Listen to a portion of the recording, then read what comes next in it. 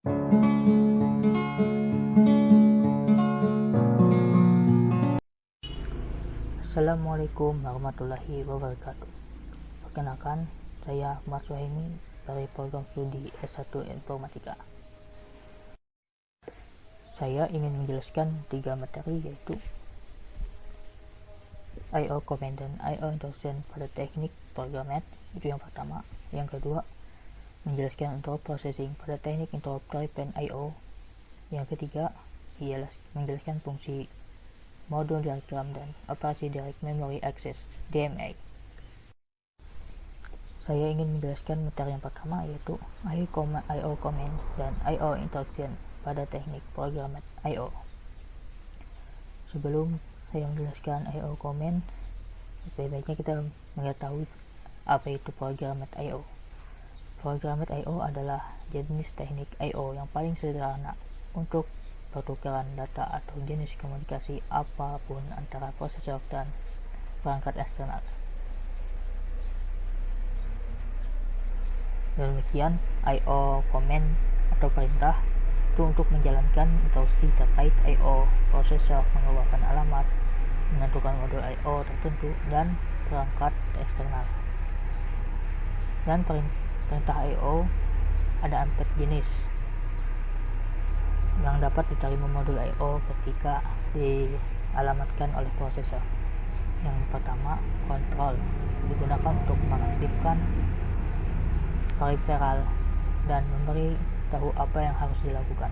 Yang kedua, tes, digunakan untuk menguji berbagai kondisi status yang terkait dengan modul I/O dan peripheralnya. Yang ketiga, read, membaca, menyebabkan modul I/O mendapatkan item data dari peripheral dan menempatkannya di buffer internal. Yang terakhir, yang keempat, write atau menulis, menyebabkan modul I/O mengambil item data byte atau word dari bus data dan kemudian mengirimkan item data tersebut ke perangkat. Sekarang I/O Instruction. Dalam teknik I/O programmer terdapat 2 macam implementasi perintah I/O yang tertuang dalam instruksi I/O, yaitu memory mapped I/O dan isolated I/O. Dalam memory mapped I/O terdapat ruang tunggal untuk lokasi memori dan perangkat I/O. CPU memperlakukan register status dan register data modul I/O sebagai lokasi memori dan menggunakan instruksi mesin yang sama untuk mengakses baik memori maupun perangkat I/O. Konsekuensinya adalah diperlukan saluran tunggal untuk pembacaan dan saluran tunggal untuk penulisan. Keuntungan memory mapped I/O adalah efisien dalam pemrograman, namun memakan banyak ruang dan memori di alamat. Dalam teknik isolated I/O dilakukan pemisahan ruang pengalamatan bagi memori dan ruang pengalamatan bagi I/O. Dengan teknik ini diperlukan bus yang dilengkapi dengan saluran pembacaan dan penulisan. Memori ditambahkan saluran perintah output. Keuntungan isolated I/O adalah sedikitnya instruksi I/O.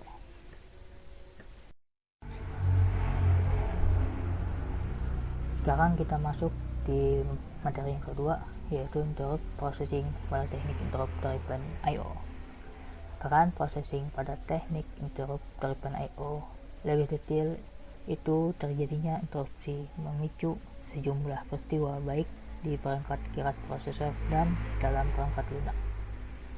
Pengolahan interupsi saat perangkat I/O telah menyelesaikan sebuah operasi I/O adalah sebagai berikut. Yang pertama, perangkat I/O akan mengirimkan sinyal interupsi ke CPU. Yang kedua, CPU menyelesaikan operasi yang sedang dijalankannya kemudian merespon interupsi. Yang ketiga, CPU memeriksa interupsi tersebut. Kalau valid, maka CPU akan mengirimkan sinyal acknowledgement ke perangkat I/O untuk menghentikan interupsinya. Yang keempat, CPU mempersiapkan pengontrolan transfer ke rutin interupsi. Hal yang dilakukan adalah menyimpan informasi yang diperlukan untuk melanjutkan operasi yang tadi dijalankan sebelum adanya interupsi. Yang kelima, status processor berisi register yang dipanggil PSW, program status word. Yang keenam, lokasi interupsi berikutnya akan dieksekusi. Yang ketujuh, kemudian CPU akan menyimpan PC program kontak eksekusi sebelum interupsi ke stack pengontrol bersama informasi PSW. Selanjutnya, mempersiapkan PC untuk penanganan interupsi.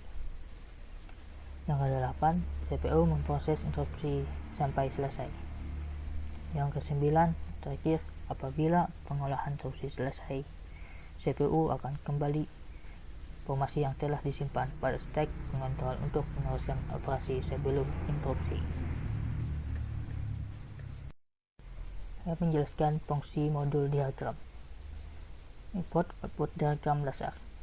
1. Blok kontrol logika terdiri dari 2 jenis signal, yaitu kontrol signal adalah sinyal yang berasal dari CPU, berfungsi untuk mengendalikan perangkat verify, contoh signal read dan write.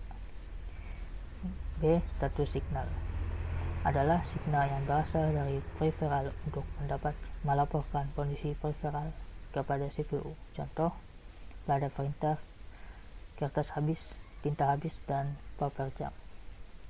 Yang kedua, blok buffer.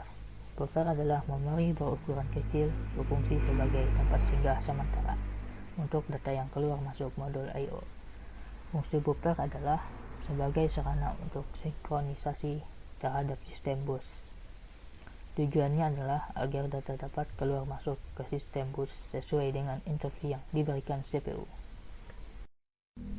Materi yang terakhir yaitu Direct Memory Access DMA.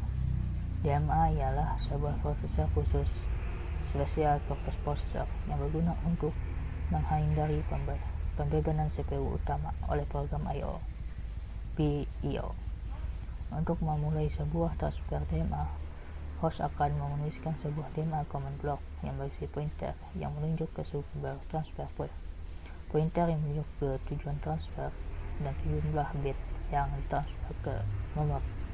CPU kemudian menuliskan alamat command block ini ke pengendali DMA, sehingga pengendali DMA dapat kemudian mengoperasikan bus memori secara langsung dengan menempatkan alamat-alamat pada bus tersebut untuk melakukan transfer tanpa bantuan CPU.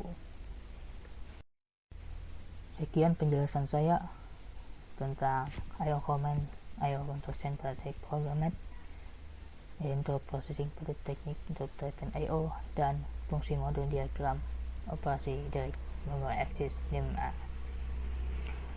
Mohon maaf atas kekurangan audio dan pencerahannya. Terima kasih. Wassalamualaikum warahmatullahi wabarakatuh.